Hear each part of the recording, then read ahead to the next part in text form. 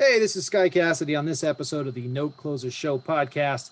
I'm talking with Scott Carson, or Scott Carson's talking with me. We're talking about the marketing mindset. We're talking about B2B marketing, about how failure is an option a lot of the time. I give some email tips. We dig into competition and how important that is. We get into marketing stories. We talk about so much stuff. I can't even remember everything we covered. It's crazy.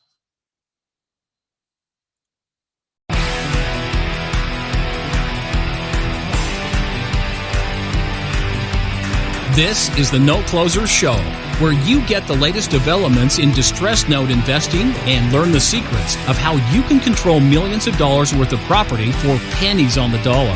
Get educated and entertained by someone who has closed thousands of deals and lives to support you in achieving the same. Now, here's your host, CEO of We Close Notes, Scott Carson.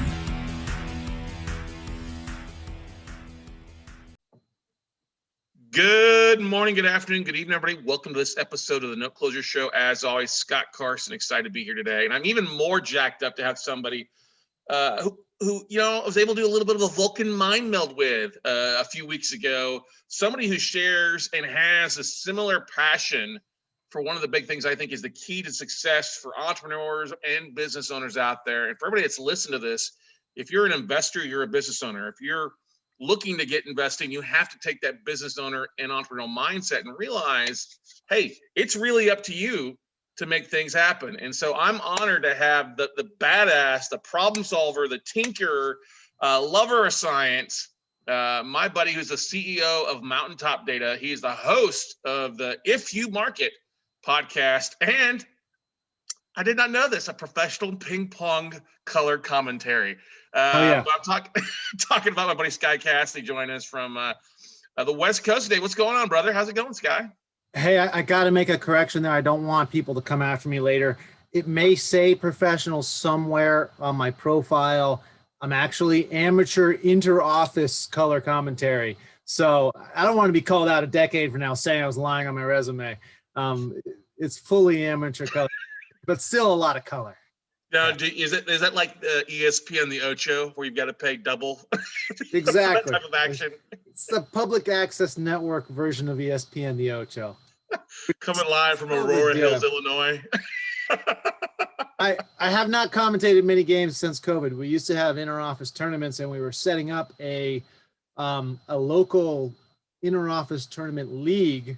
We had all worked out where we were going to have a bunch of people in a ping pong league, and I'd get to commentate everybody there. Hey, coronavirus, what you going to do? Hey, that's another thing we got in common. I actually wanted to be a sports commentator or sports center. I've actually called a few like high school games, even a college game before. And so that's another thing we got in common. That's awesome. So love it. Now, you're the host of the If You Market podcast. Share with our audience a little bit about the podcast. I was honored to be a guest a few weeks back on it, and we just had a great time riffing, talking about the marketing and some of the things that we see going on out there. But tell them a little bit about your podcast.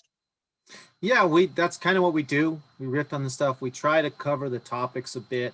When you were on, we talked about the marketing mindset, which I love. I mean, we have topics sometimes that conflict with each other, but one of my philosophies is that sales owns marketing. Marketing works for sales.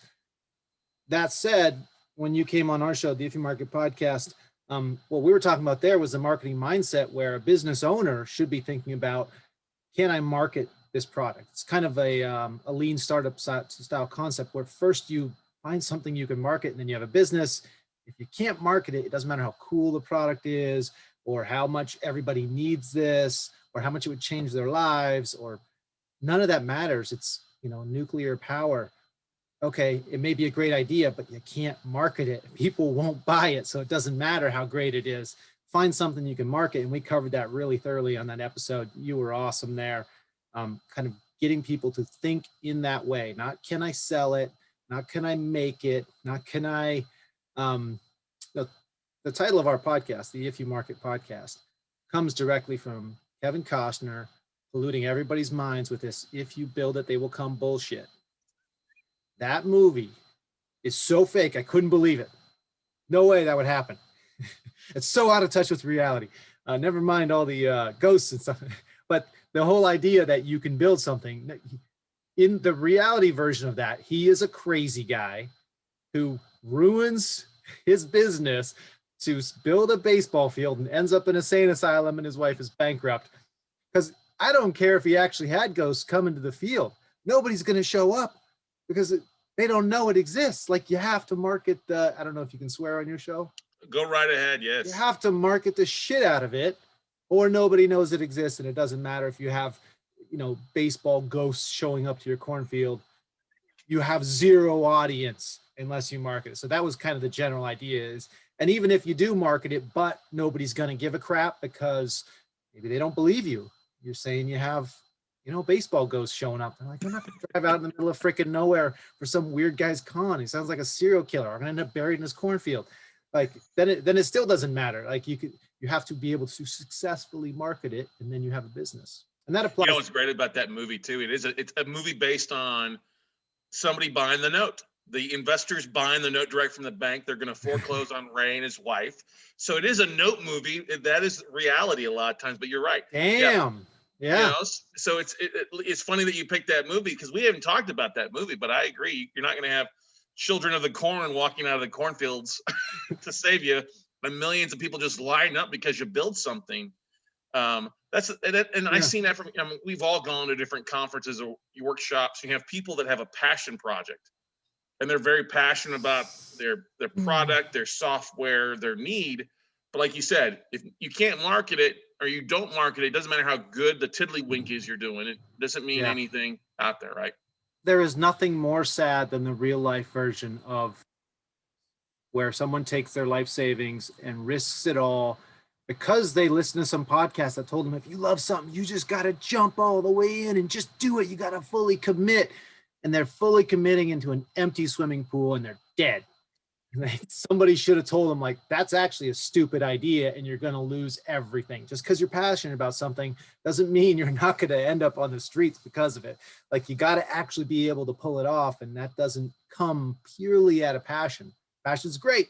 You got to have all the drive. You got to be like out there pushing hard, and that can force some things to succeed that may not otherwise, but it doesn't matter if it's not going to work. So yeah, do not do a header into that empty swimming pool. Yeah, and that's the thing we see because we deal with so many investors that want to get into real estate investing, and many people are used to dealing with, okay, we're going to deal with foreclosures, or we're going to deal with people that are losing their house, and they don't realize that really who we're dealing with.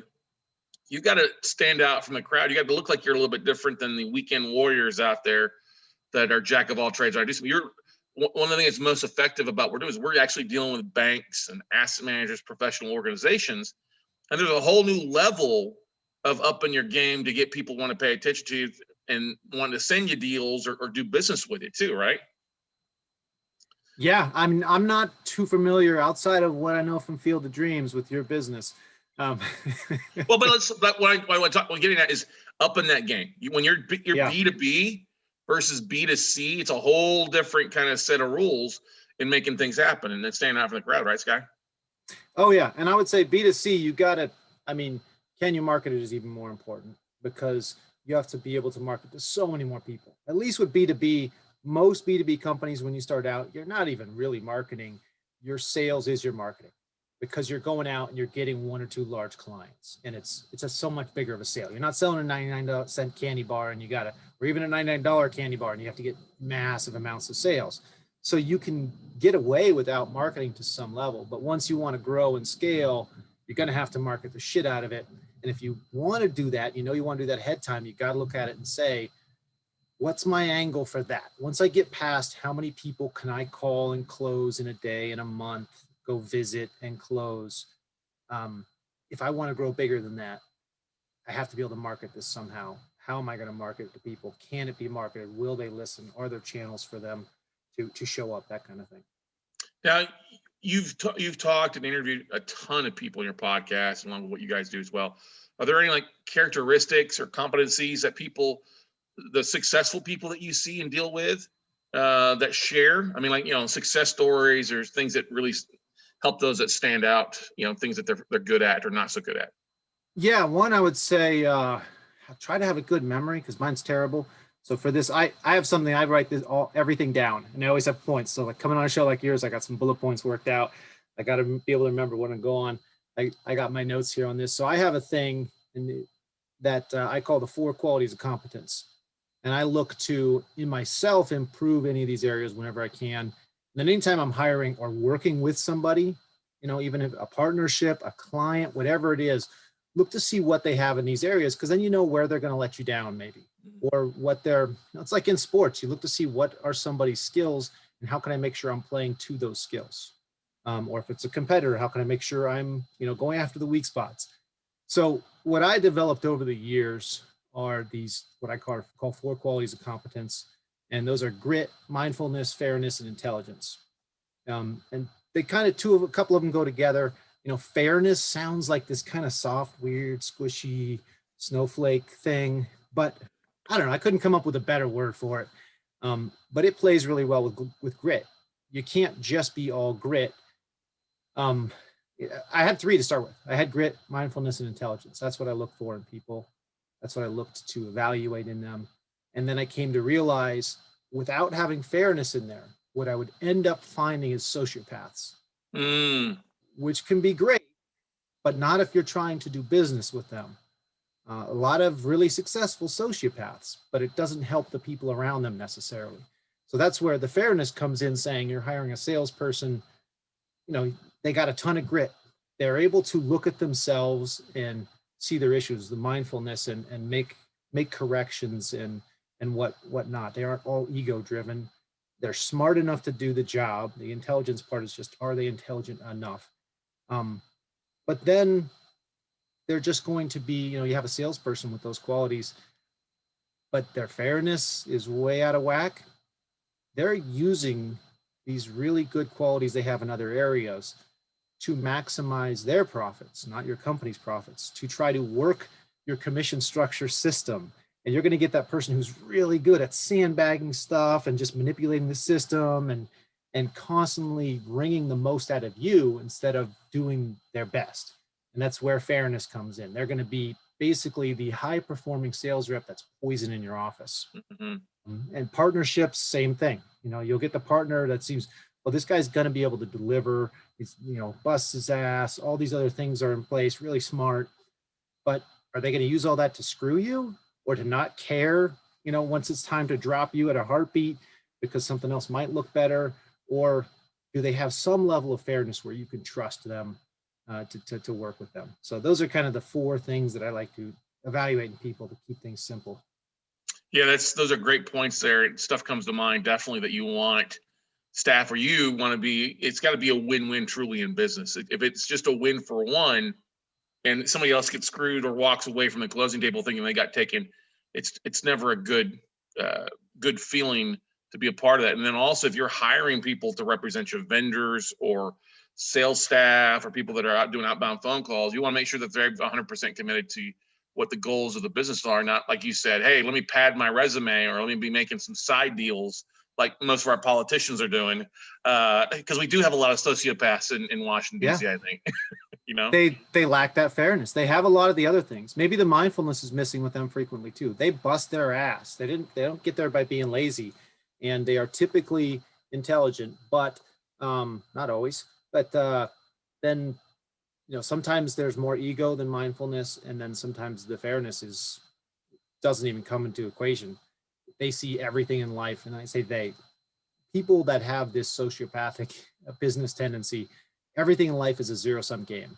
Everyone else is the other team, and they are their team, and whatever they do to win, that's all that matters. It's kind of like, if you're not cheating, you're not trying. There's all these sayings developed out of, you got to screw them before they screw you.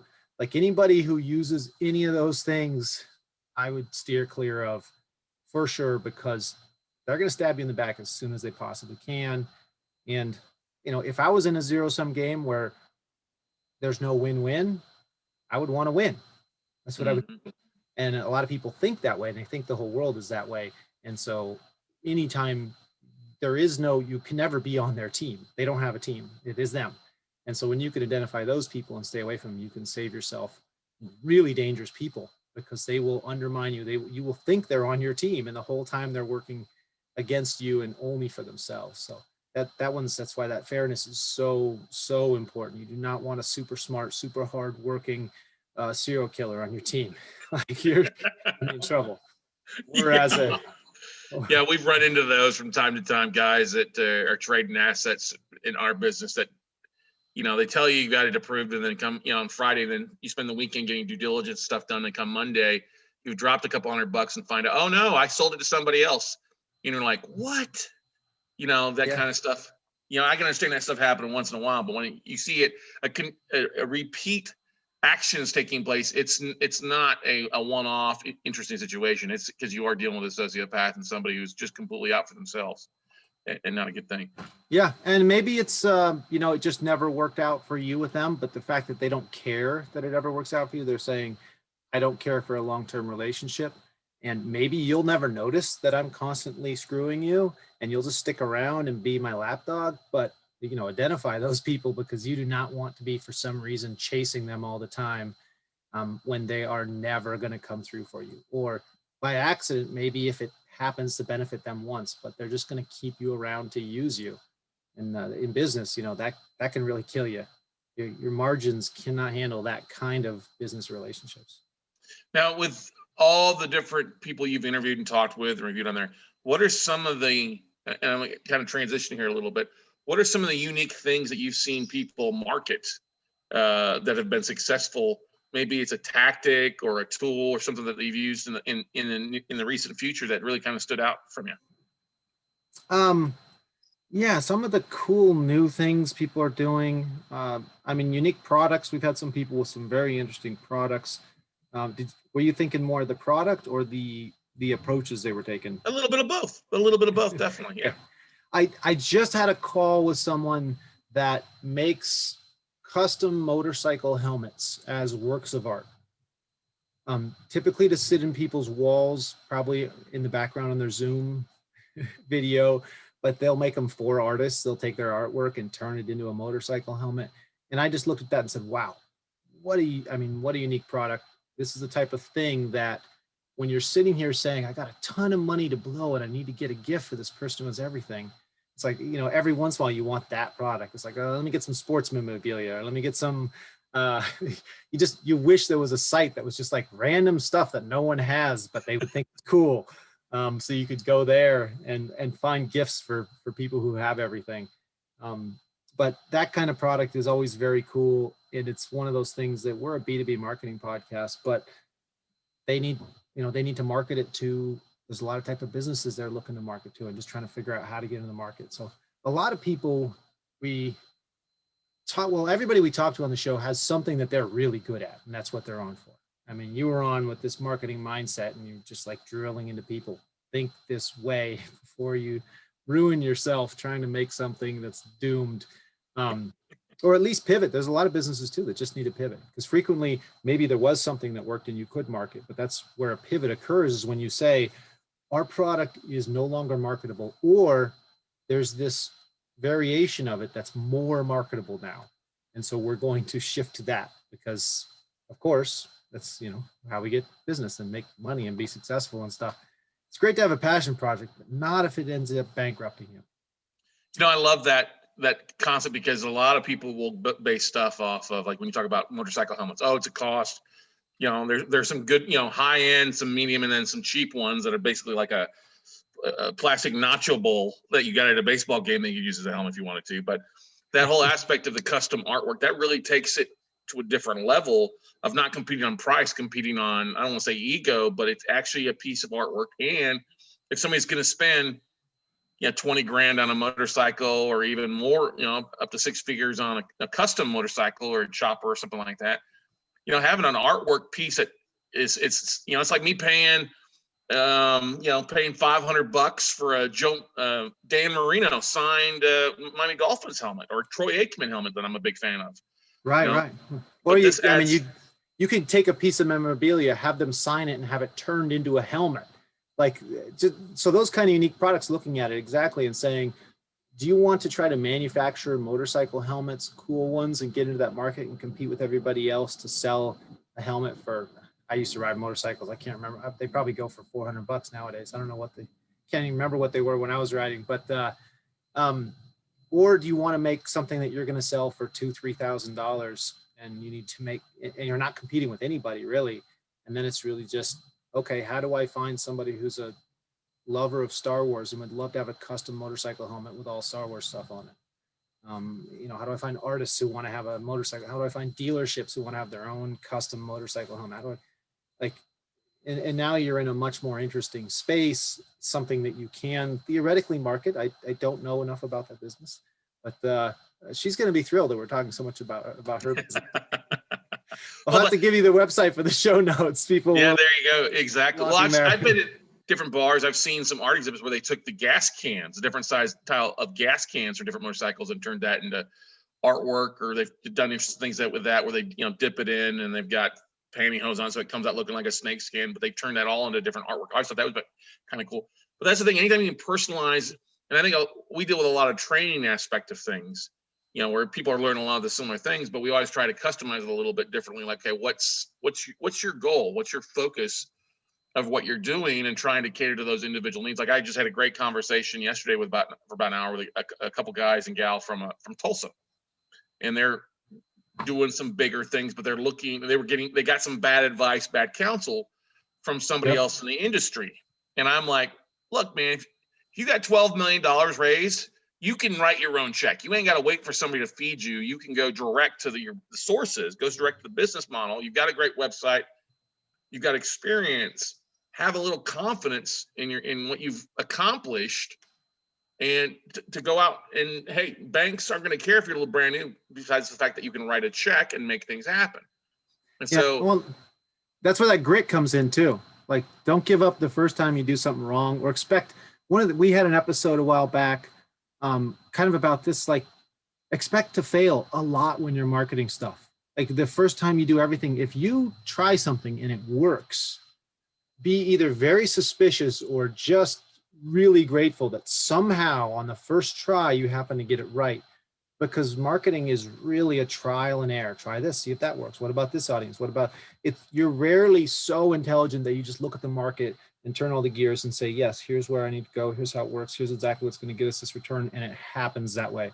Not going to happen. You're going to make all your plans. So don't spend too much time on it. And then when you mess up, not even just fail, but mess up, you'll say, oops, I sent out emails and I didn't do the autofill properly. So there's all these blank spots where we're supposed to put in information, and I look like an asshole now. Yeah, you look like an asshole. Don't do it again. Like, learn from that. Do it different. We all do that. I do posts on social media, on LinkedIn every once in a while, about email fails, where I'm constantly getting and seeing emails. Oh, here's people did this stupid thing and that dumb thing and that terrible idea for their email creative.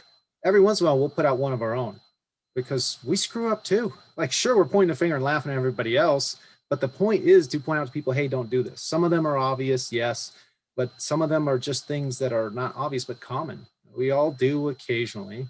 You're going to screw up.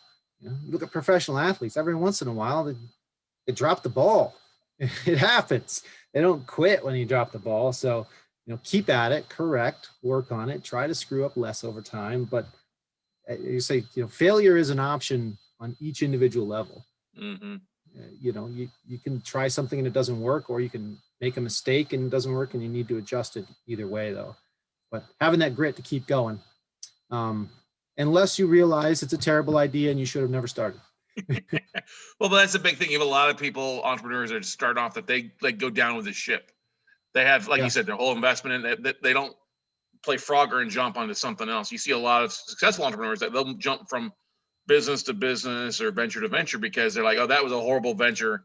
I'm not going to waste my time and money and drag myself down with this albatross. I'm just going to jump over to something successful, or take a step back from my, what my venture is, and regroup a little bit, get things back under track, and go out again for it.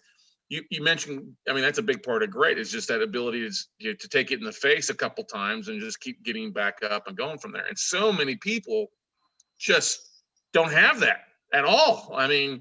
They'll send like an email blast out once to their audience or to clients, and they'll never make a phone call, or they'll avoid the phone, or it didn't work that first time. Yeah. I'm just like, what? The business didn't just come flowing in after I sent this out. I guess I should quit. It's like at some point, yes, but not until you've tried A through Z, or oops, this was a terrible idea. I used to be in the startup community for a while, going to all these different startup events and stuff. Initially, this company I only took over in like 2016, but one of the things that I would see all the time, and anybody who's been at community sees all the time, is people have their idea, right? They think, oh, this is my great idea.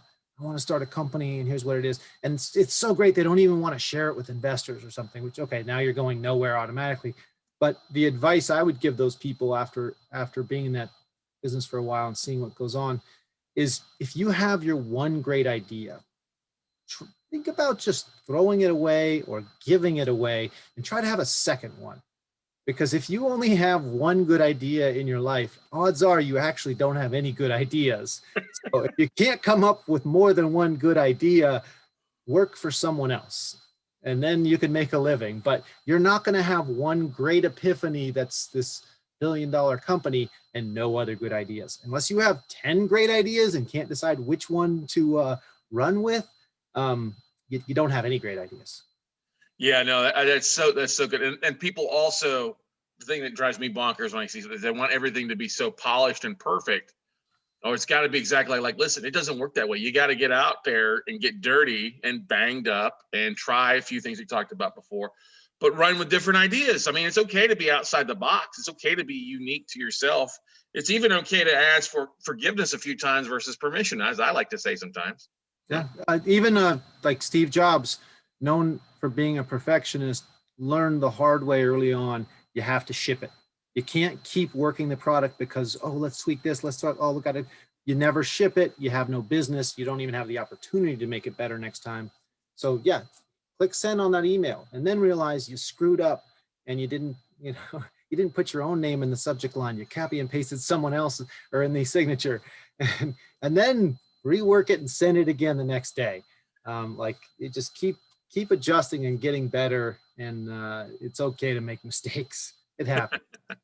What's one platform that you're really gung ho on that you use a lot and see a lot of success or a lot of untapped potential with, Sky? I'm in the B2B space, so our platform that other people are like, oh, is that even a platform anymore? If they're on Facebook and Instagram or whatever's Clubhouse or whatever's cool nowadays, LinkedIn. B2B people are just all over LinkedIn. That's where everybody is all the time, and that's where stuff's done in B2B space. So that's where I'm at. That's where I think everything in our industry and space works.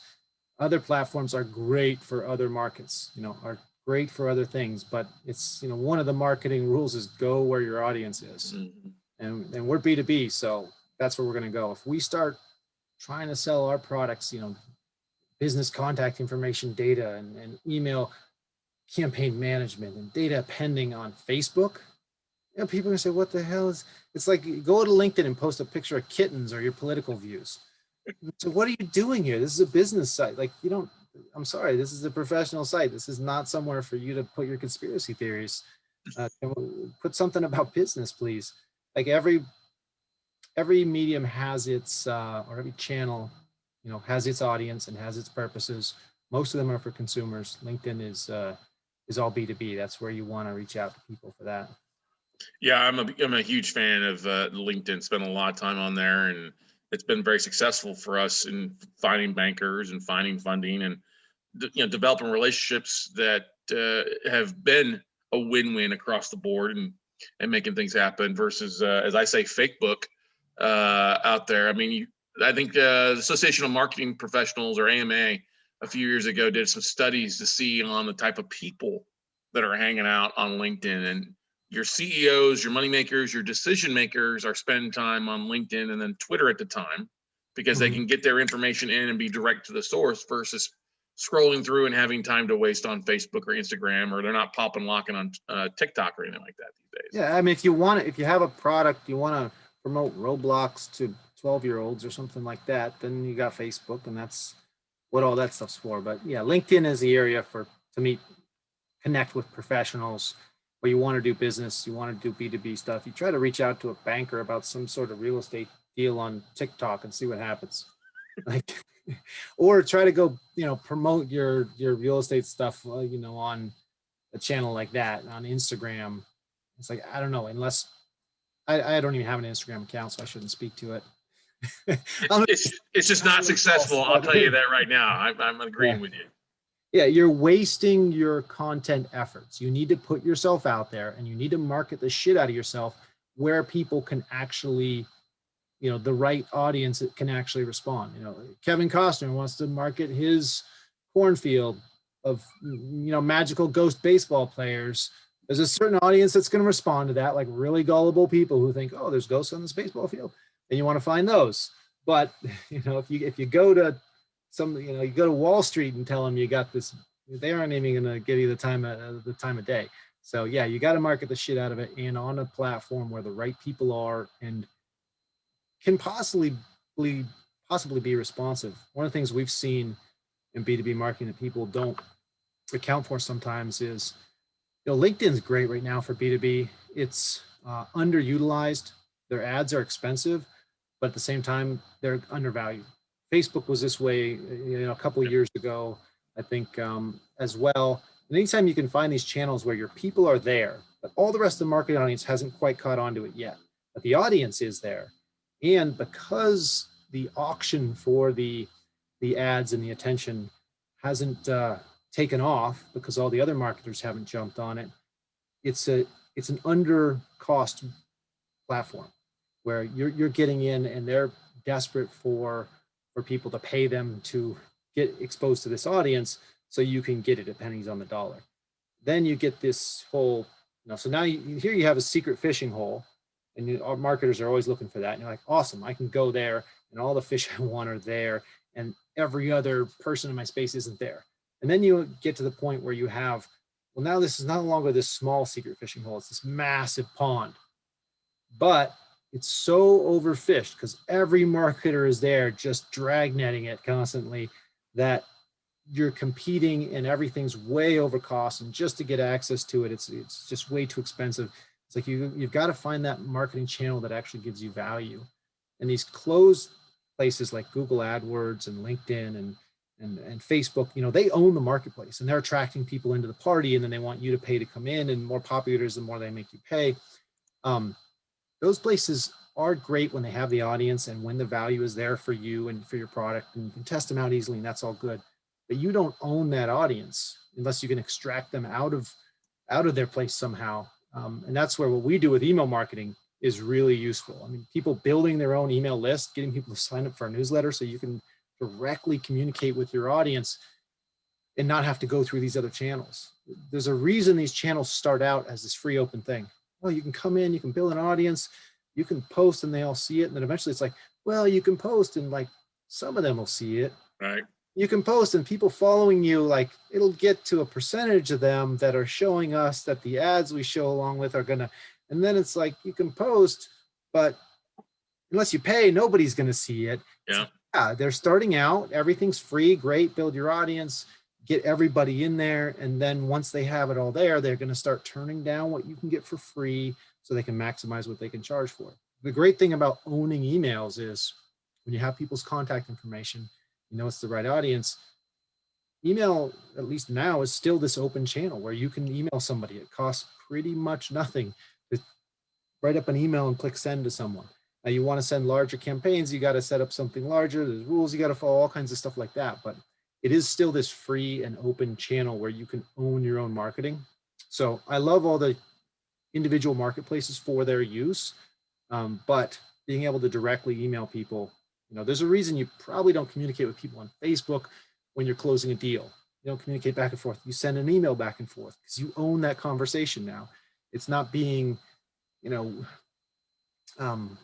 word categorized by Facebook to figure out what kind of ad to show you next and where to push you, and your information sold off somewhere else. And for what you're talking about, it's like, that is your communication with your client, with your prospects. And it's why, email is always my favorite channel. It's why I'm in the business I'm in. I think it's an amazing tool that allows everybody to communicate either individually or at mass, and get their products out there. It's a digital version of the old school sales that kind of made America with door-to-door salespeople, which have a bad reputation now. But if you look back at something like Zig Ziglar and people selling pots and pans door-to-door, and it sounds corny. I hope I got the right thing with Zig Ziglar. I think I got the wrong thing. It's all right. You're good. We're following you. Everybody knows who I meant, the guy with the stuff, you know. Come on, man.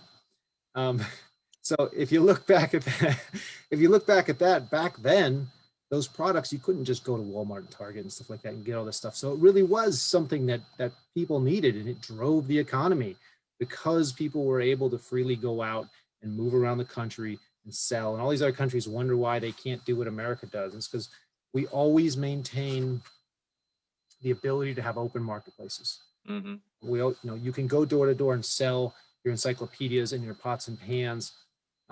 You can send emails to people. We have the Can Spam Act, not Europe's GDPR can't market to people you don't know act. You can't even have the information of people you don't know act. You see somebody on the street, you better not know their name or they're going to sue you act. Not allowed to know anything about anybody.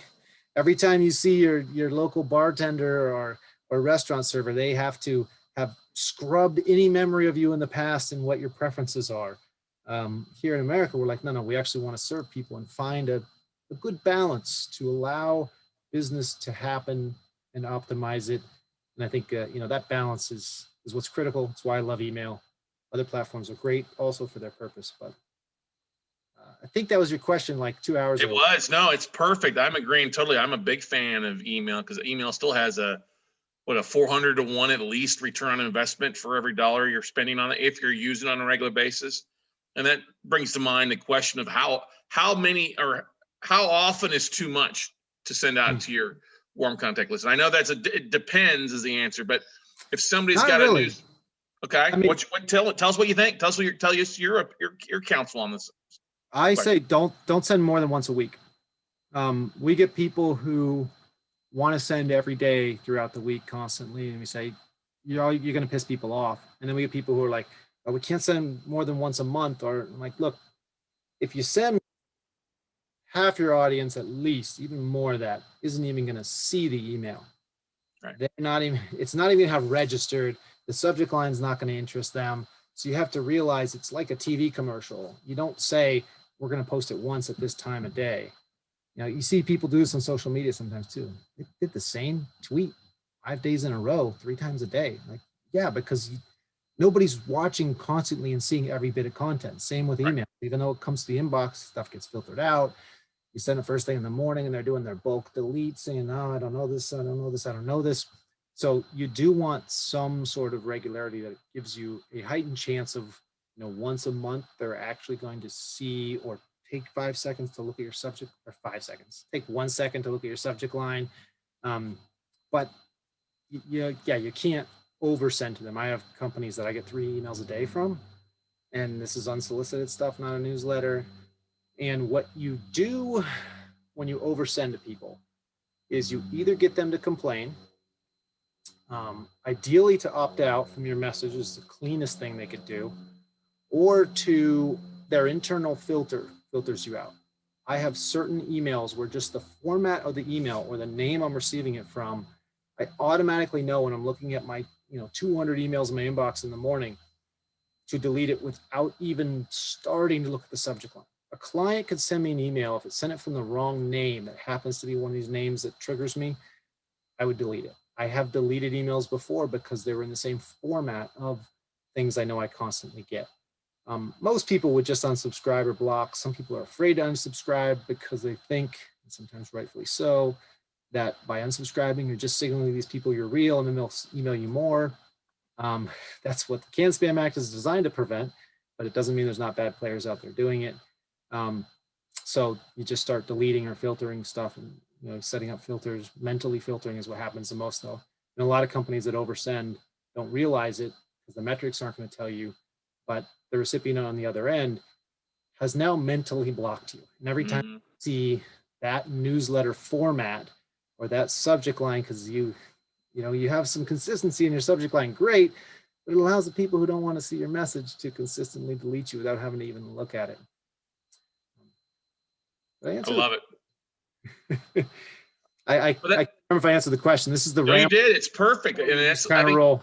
people need to hear that. Is like I said, not once a month. I was talking with a fund a couple, I don't know, maybe a year ago, and they're like, they were wanting some help in raising capital. I'm like, well, how often are you sending an email out to your database to market? Oh, just once a month. I'm like, that's not even enough to be noticed. And when are you sending it out? Oh, like on a Saturday. I'm like, that's the worst day to send an email out trying to connect with things. Tuesday, Wednesday, Thursday. I like sending out Sunday nights for a Monday night thing, because at 7:00 people are looking at their email. Depends on your creative. You got to experiment with it. It depends on your product, your audience. Some people first thing in the morning get it to them when they have time and they're looking through their emails. Other people are mass deleting everything they don't immediately recognize first thing in the morning to empty out those new emails, and you want to send it afternoon or then chilling with their lunch, or in the evening or on the weekend.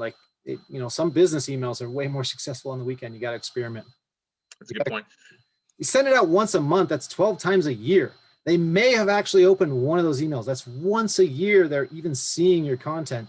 It's going to take you 200 years to get a sale. Like, that doesn't work very well as a business model. Well, and that's why I always say is, 80% of sales are made after the fifth contact. You got to 5 weeks is, once a week. That's a lot faster than 5 to 6 months. You know what I mean? Yeah. And it's that whole, like, I get phone calls from bankers that we've been emailing for years. I mean, I haven't bought anything from them, but they keep getting my emails. They keep opening, they keep reading it. They're like, hey, Scott, we've got something for you now. We've got a deal that we could work on with you together. And and I'm like, oh, that's awesome. Like, man, I've been emailing you for a while. He's like, yeah, we keep your green emails. I'm like, green? I was like, yeah, because your logos, it branded it into us. Mm-hmm. And I would read it every time. It's interesting, but we never had anything to do with until now. I'm like, that works for me. Absolutely. You will get people and you'll say, wait, we had a message that was very successful for years, and we sent every single week to the same group of people in our target audience because it was successful, and we knew a new group of people would see it every week. And we also knew that many of those people we had seen opening the email for 2 years before they replied and said, yeah, we want this. They had been seeing it and sitting on it the whole time because they knew they were interested, just not quite yet. So people also think, well, if they didn't respond to the email, then I should remove them from my list. If they didn't respond negatively, then you should keep sending to them.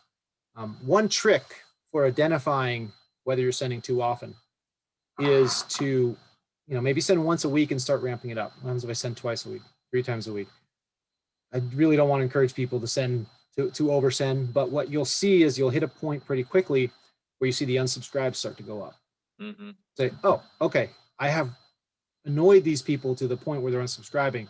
That's bad. I've hurt my list some now, but I know never to go that often again, because that's the level where people that previously got the email and didn't bother to unsubscribe, because deleting an email once a week or something like that, not a big deal.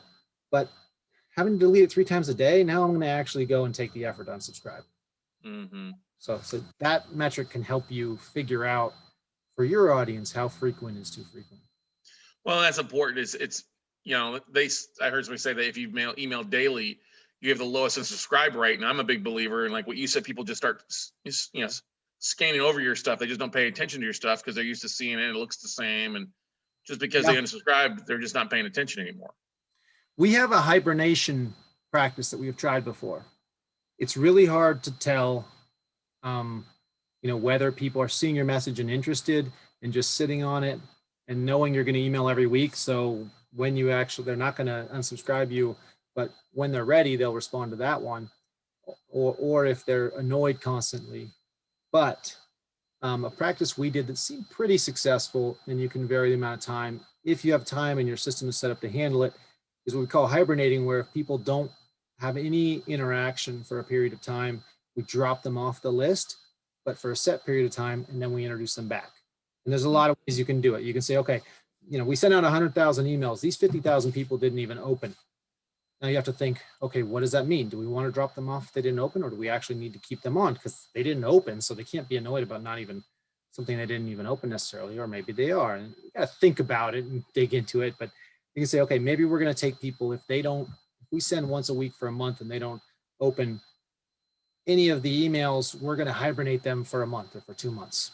And that way you can try to help prevent from them creating that mental picture of your emails, and automatically, like, it'll seem fresh the next time you come around now. And also, tweak your, maybe take that group of people and send a different creative that looks different to them from a different person, and everything, to see now if those jump up all of a sudden.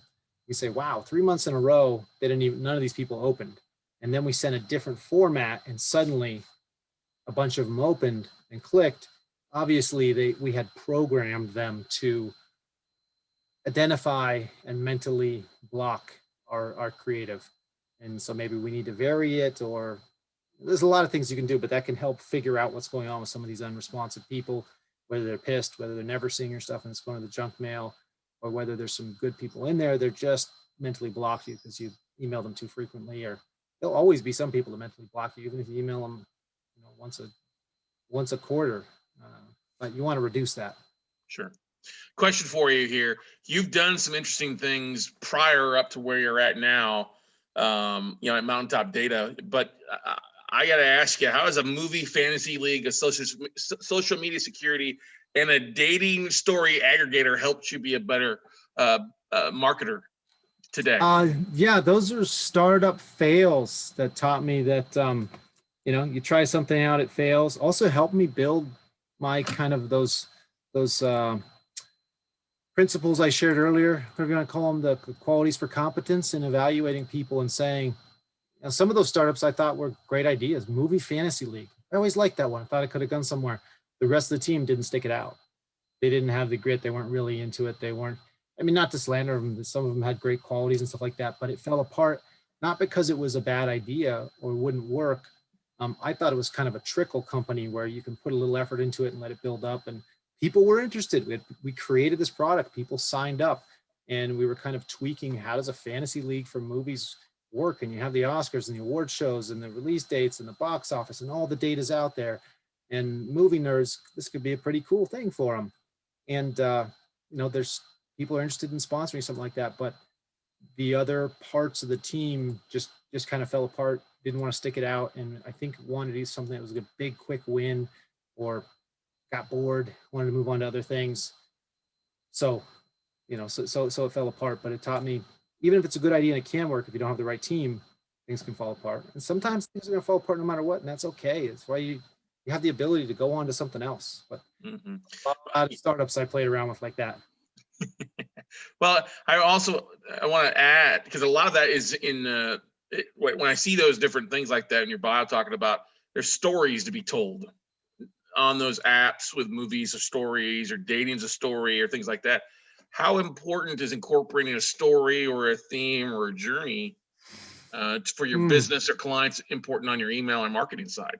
We've been talking a while. How much time you got? We got a few minutes left. That's why I wanted to bring that one. When you say a story, it triggers two things in me. One, stories are really important. People connect with stories mentally. If you can start, we've seen in emails when people start telling a story and they just include like 2 sentences of a story, it tends to suck you in a little bit. I walked in my boss's office and blah, blah, blah, blah. And you're like, I want to know what happened. You want to know what happened next. So if you can hook people with those first couple of words, because they're like, mentally, this is a story. I got to know what happened next. You can't watch the first half of the movie and not know what happened next. So stories are awesome. Storytelling is a great way to convey marketing. You can do so much with stories, but there is the origin story in marketing. And it is something that has been pissing me off for the last couple of years, because marketers tend to ruin everything, because we find a fishing pond that works and we say, great, let's go get all the fish out of that pond before anybody else can. Oh crap, I can only carry so many fish. Well, let me poison this pond so my competition can't get any also. Like, we ruin shit because we want to win it all and take it all and use it before everyone else does, kind of a philosophy. I better just take everything and hoard it because I don't want anyone else to be able to get this. I got to get everything I can as fast as I can. The origin story is taking the concept of a company having a purpose, or why the company was created, or why it exists, and then adding that sociopathic element to it, I guess I'd say, where instead of telling people how the company really started or why you're doing this business, which should be because I want to feed my family, or because I thought it was a good idea and I could make money at it, make a career out of it. I like doing this. I saw that it was something I could market, so I did it. There was an audience, and now my job is to serve my customers the best I can and make the best product I can. That's the story that I want companies to have. Frequently these days, people said, oh, I've got a commodity, or I've got a, whatever type of product, no different from anybody else's. My story can be different though. And so they make up bullshit stories to trick people. And that's what marketers do all the time. We're always conning people. And there's a big difference between a sales and a con. There's a big difference in the boiler room and pursuit of happiness. Mm-hmm. Somebody with grit, busting their ass and finding a way to get it done. And the other's a movie about con men, not about sales. We tend to go over to the con because it's easier as much as possible. And this origin story thing is a big one of those. It's Simon Sinek comes out with a why. Okay, have a why. That's great. Have a why. It's this great concept. Marketers are going to twist it and ruin it and misinterpret it and turn it into, how can I convince people that I love them so they'll buy my product, even though I freaking hate them and I just want their money. Yeah. Turns into that. The biggest corporation that's polluting the water somewhere wants to convince everybody that it's just going to show pictures of gentle mountain streams and talk about how much it loves panda bears and shit. And really all they love is fooling you into thinking they're not just trying to get the money. And you got this, here's this charity and we do all this. In reality, if that charity cost them a dime more than they made from the positive PR, they would fire their CEO for running that campaign that way and put a new one in place that was going to lay everybody off and scorch the earth and maximize profits. So these companies, that's all I have to say about that. But you're right. It's like, and I'm not naming any names, but like Glacier Springs water and then finding out it's just coming out of a tap hose. You know what I mean? Yeah. And then they're going to convince you that it was that. Here's the classic story that pisses me off. Me and my college dorm mate, we couldn't find high quality water at a good price. So we went to the Bavarian Alps and got this water. And it's like, you're seeing the water boy and he's got this magical water and we drank it and we were like, changed our world. And now we want to bring this to everyone else. And you're like, no, you a-hole, you're just filtering tap water and putting it in a thing and you slapped it. You don't even get your own. You just came up with a logo and a catchy name and some marketing. You said, I can market this and fool people into buying my product. And so you're doing it. Your story is bullshit. And the problem there is you're going to undermine people that really do these things. You're going to undermine the actual people who have a real story, because eventually we all just start mass filtering out things. When enough people con someone in an area or con an audience in an area, the audience completely shuts off. It's the reason it's almost impossible to approach a woman at a bar and talk to her. The guard is up. And so when you're in an industry or marketing in general, and marketers take a practice and they use it to maximize profits, eventually people are smart and they will figure out what's happening to them. And now that approach is dead for everyone, even the people who actually have a purpose. Now when March of Dimes shows up or any other charity, you're like, it's a con. I don't trust it. Because I know all these people with all their nice, so give me money, buy my product thing, it's all bullshit. I'm not getting fooled by that again. And now suddenly a practice that was good is so ruined by marketers that you can't use it anymore. It happens to whole industries. It happens to individual marketing practices. And it's why, this particular thing that's caught on pisses me off. It also stifles innovation, because companies say, wait, I don't have to make a better product or come up with anything new. I can just find a new way to trick people to buy it. Like, why would I innovate to compete? Why would I produce a better product for my users when instead I can just find out better ways to trick them into buying my product instead of somebody else's?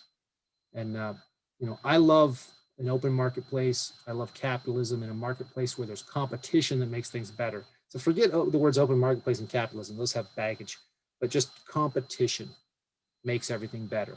When people find these loopholes where they can hijack the competition, you get the end product is worse. I mean, imagine one basketball team always got the best players and always, was going to win the game.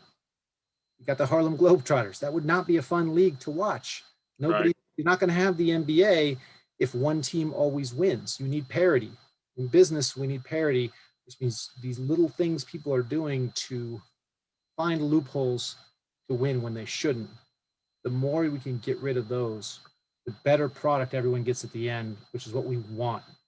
Sports, life, everything is more fun when people compete and the best thing rises to the top. Amen to that, man. We could go all day here, Sky, talking about things. I love it, man. Love it, love it, love it. I asked you how much time you got when you posed that last one, man. You don't want to well, get into that. But that's the perfect thing. I think that's a lot of people will stop doing things because they've been burnt before versus realizing, hey, if you go out and tell your story, people these days don't want to be sold. They want to understand and identify it. And most people can smell BS and bullshit when you're telling them a lie, and they can sense it a million miles away these days. So, Sky, what is the best place or best way for people to connect with you? Is it on LinkedIn, on your LinkedIn profile or your website, or what's the best way for people to follow up what you're doing and stay in touch?